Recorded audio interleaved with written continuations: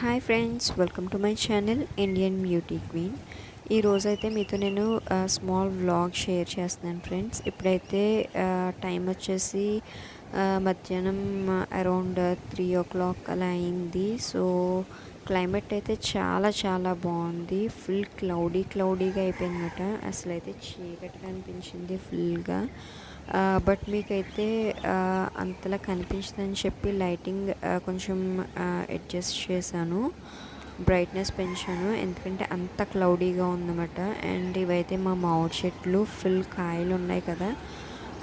ఈ క్లైమేట్ క్లౌడీగా ఉందని చెప్పాను కదా, అలాగే గాలి కూడా చాలా చాలా ఎక్కువగా గాలి వేసింది. సో మా మామిడికాయలన్నీ ఏమవుతాయో చూడాలి. చూసారు కదా, బాగా గాలేస్తుంది. అండ్ క్లైమేట్ అయితే చాలా చాలా నచ్చింది నాకు. సో ఈరోజు క్లైమేట్ని అయితే నేను చాలా చాలా బాగా ఎంజాయ్ చేశాను ఫ్రెండ్స్. అలాగే కొంచెం సేపు ఉన్న తర్వాత రైన్ అనేది స్టార్ట్ అయిపోయింది.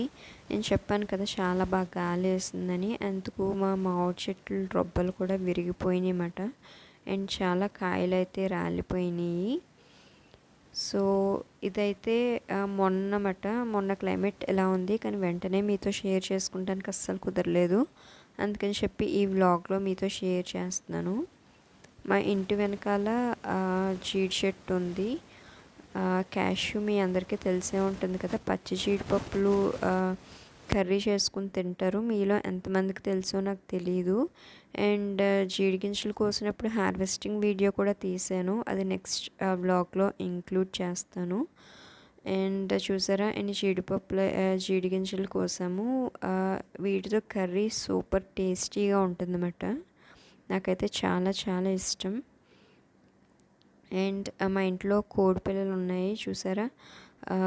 వీటిని సిల్క్ కోళ్ళు అని అంటారు. 2 పెద్దవి ఉన్నాయి కదా, అండ్ 3 పిల్లలు. పెద్దవి ఇంకో 2 ఉండేవి, కానీ అవి ఎలా విచిత్రంగా మాయమైపోయినాయో తెలీదు. పిల్లు ఎత్తిపోయిందేమో అనుకుంటున్నాం. సో తర్వాత 2 పోయిన తర్వాత మళ్ళీ తర్వాత కనిపిస్తే ఇవి కొన్నాం. ఈ వెరైటీ అంత గమ్మున దొరకదండి. సో ఇంకా ఇంతకన్నా ఎదగవంట. పెద్దవి ఎంత సైజులో ఉన్నాయో అంత సైజులో ఉన్నప్పుడే ఎగ్స్ అనేవి కూడా పెడతాయి. సో నేను బియ్యం వేసాను, అవి ఎలా తింటున్నాయో కదా. అండ్ నెక్స్ట్ ఇవి వచ్చేసి కౌజు పెట్టలు అంటారు కదా, మీ అందరికీ తెలిసే ఉంటుంది. వీటితో కౌజు పెట్టలు ఫ్రై కూడా చేసుకుంటారు.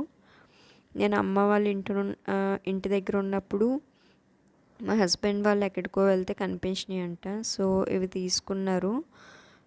అవి తెచ్చుకున్నప్పుడు ఫ్రై చేసేసుకున్నారంట.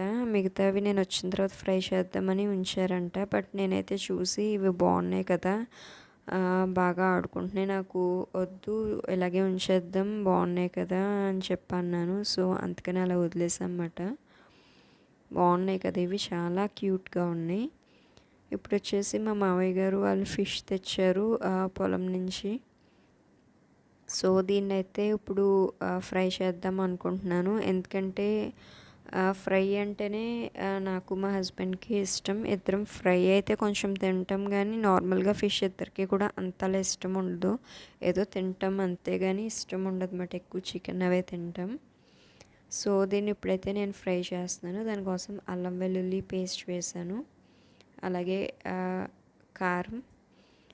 కారం ఎక్కువ తినేవాళ్ళు కొంచెం ఎక్కువ వేసుకోండి. బట్ నాన్ వెజ్లో కారం ఎక్కువ వేస్తేనే బాగుంటుంది. కొంచెం పసుపు,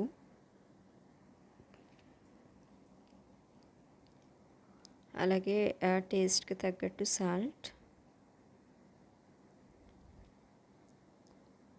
కొంచెం ధనియాల పొడి, అలాగే కొంచెం మసాలా పొడి కూడా వేసుకోండి.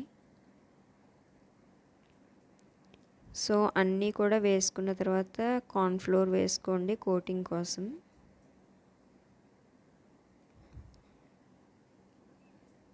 మసాలా పొడి,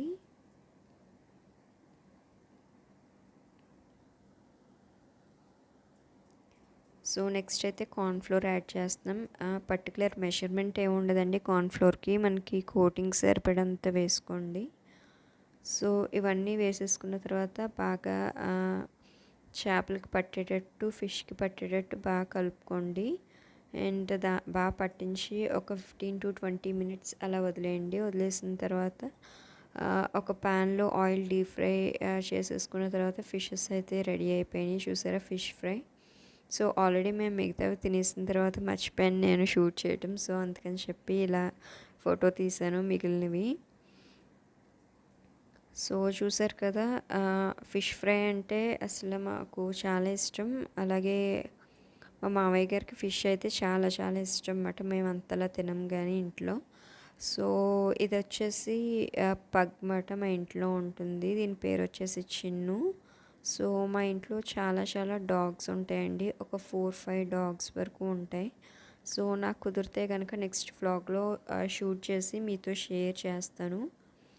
సో అలాగే మన ఛానల్ని ఎవరైనా ఫస్ట్ టైం కనుక వాచ్ చేస్తున్నట్టయితే సబ్స్క్రైబ్ చేసుకోండి. ఈ వీడియో మీకు నచ్చిందని అనుకుంటున్నాను. నచ్చితే కనుక ఖచ్చితంగా సబ్స్క్రైబ్ చేసుకోండి. అలాగే పక్కనే బెల్ ఐకాన్ని కూడా యాక్టివేట్ చేసుకోవటం వల్ల నేను ఎప్పుడైతే వీడియోస్ అనేవి అప్లోడ్ చేస్తానో మీరు మిస్ కాకుండా చూసేయచ్చు. సో అంటే నెక్స్ట్